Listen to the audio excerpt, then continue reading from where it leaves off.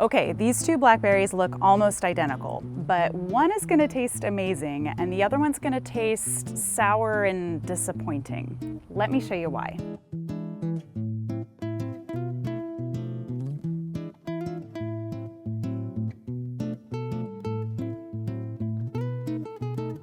See, that's what happens when you get it wrong. But how do you know a blackberry is actually ripe? Yes, a completely ripe blackberry is black, but not all black blackberries are completely ripe, if that makes sense. But that is the common misconception. It's not all about color. A black blackberry does not equal ripeness necessarily. So let me show you what I mean. First, you'll see these white blossoms. You can see inside, that's where the berry is gonna form. Here you can see the petals have fallen. We've got the very beginnings of some new blackberries, and they start to form the drupelets like this. They'll stay small and red like this for a little while, and then all of a sudden the red drupelets will start to swell and they'll start to grow and get bigger and juicier looking.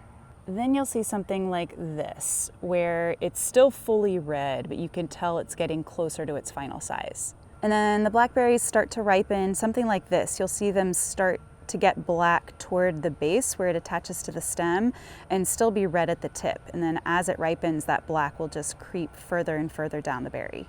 Here you can see another one that's super close, but that red is still just at the tip. Eventually all that redness will be gone. You can see this one is completely black from stem to tip, but that doesn't mean it's exactly ready to pick yet. So once you have a completely ripe berry, how do you know it's time to pick? Well, take a look at it. What you're looking for is for the outside of the berry to be less shiny. So it'll be really shiny and plump looking, but then the skin should get just a little bit more dull. And that's the sign that the blackberry is starting to soften and it's getting a little bit sweeter.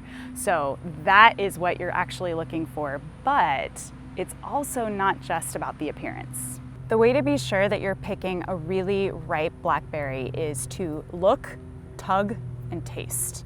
So first, look at it. Just like we talked about a minute ago, it has to be fully black and that slightly dull appearance. Just kind of look and see if there are any signs of that redness still, especially at the tip of the berry.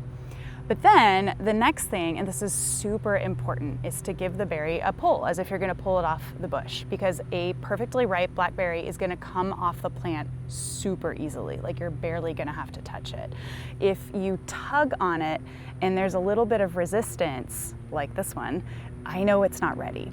And actually, if I look a little closer, I can see there's still just a little bit of redness here at the bottom of the berry. By the way, at this stage, when you have like almost ripe berries, but they need another day or two, or maybe even hours, this is a really great time to put on some of these mesh bags to protect the berries from the birds, because they have a sense.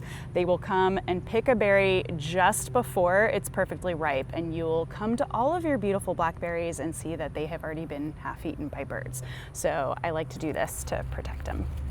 Once you do have what you think is a perfectly ripe berry, go ahead and taste one, because you've tasted a less than perfect blackberry, right? They can be super tart, but you also want it to be pretty soft, in addition to sweet and juicy. It shouldn't be too firm, and really tasting is the best way to check that. If you're pretty certain you've picked a ripe berry and it still isn't very sweet, well, I do have some tips for you. I am planning an upcoming video all about how to grow sweeter blackberries, so keep an eye out for that.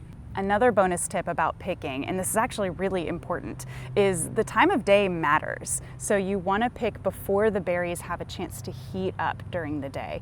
So it's first thing in the morning, it's like 8:30 in the morning here. Preferably before maybe 10 a.m. depending on your climate. It gets pretty hot here by 10, so I try to do it sooner. The berries are going to taste sweeter if you've picked them when they're cool. So either first thing in the morning or wait until the evening when the sun is going down and things are cooling down a little bit. Picking at the right time is great, obviously very important, but it also matters what you do after you pick the berries.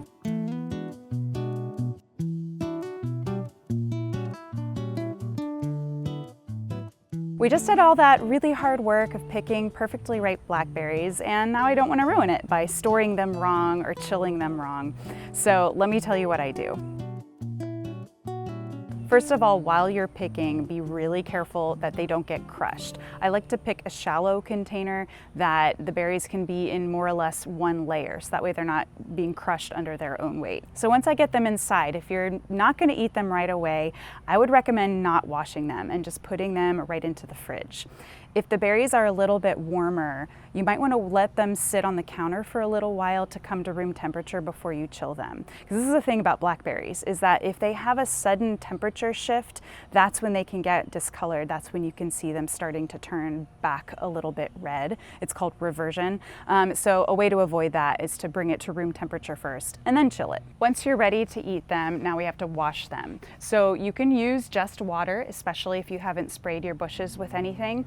I like to swish mine in a bowl of water with, you can use vinegar to just help kind of kill off anything that might be on the berries, or a baking soda is another good option. Maybe, I don't know, a tablespoon of baking soda in a big bowl of water, and just swish them around just to help pull out anything that might be, any bugs or anything that might be still on the berries. Give them a good swish and a very careful rinse, again being very gentle because they can burst because you've picked them super soft and ripe. Sometimes I'll get enough berries in a single harvest that I need to store them long term, and my favorite way to do that is just by freezing. So if you're going to freeze your blackberries, give them a good careful wash and then lay them out on an old towel or maybe some paper towels to dry. And you want them as dry as possible, which can take a while because of all the little nooks and crannies. So wait for the berries to be completely dry, and then you're going to freeze them in a single layer on like a baking tray.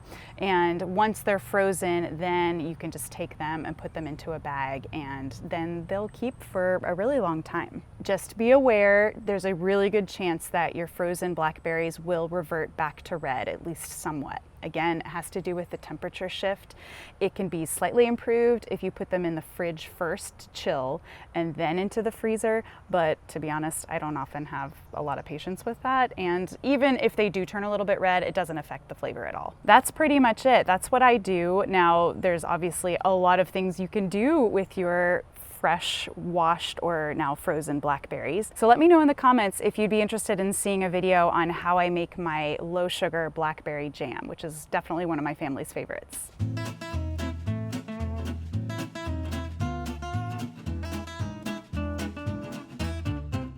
If you want to know more about how to grow bigger, sweeter, juicier blackberries, keep an eye on the Fruit Grove YouTube channel. I've got some upcoming blackberry videos planned.